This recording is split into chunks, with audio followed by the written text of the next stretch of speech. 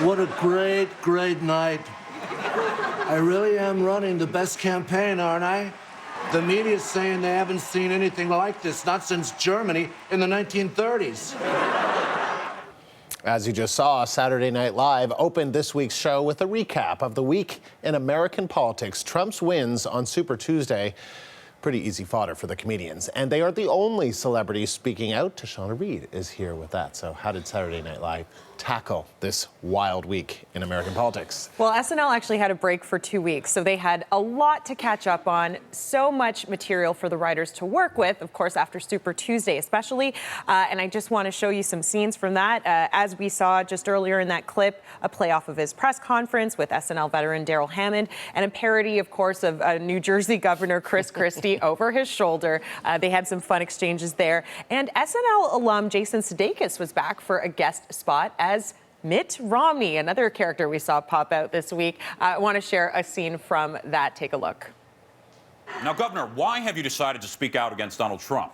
Well, Jake, for the last 9 months, I've sat down and watched Donald Trump say something every day that was either racist or sexist. And we in the GOP, the party of the great Ronald Reagan, we do not say racist and sexist things.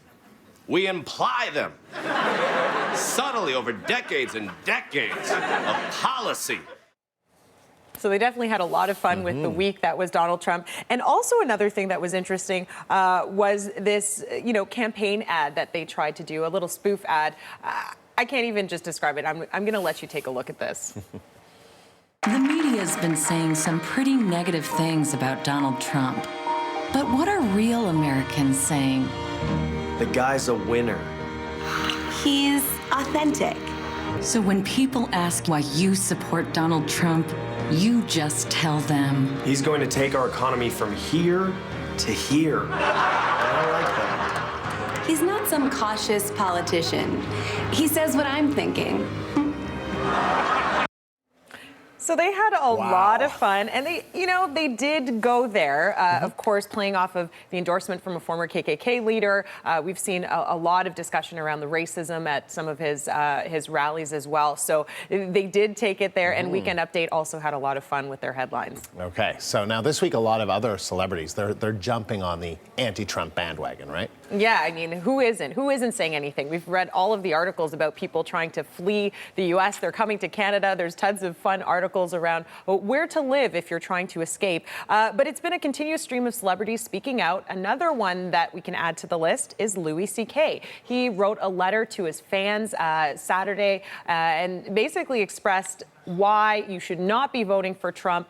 He also says that he's not trying to endorse a Democrat. He thinks that he would like to see conservative leadership, but people need to realize what's happening. And I want to share a bit from his letter that he wrote. He said, "Please stop it. Stop it with voting for Trump. It was funny for a little while, but the guy is Hitler," making, again, the reference to Adolf Hitler. We're seeing a lot of that. And he went on to say, other things, of course, about the candidate, things that we're not going to share on TV, but it is an interesting read. A lot of people very vocal, especially after this week. All right. Thanks, Tashana. You're very welcome.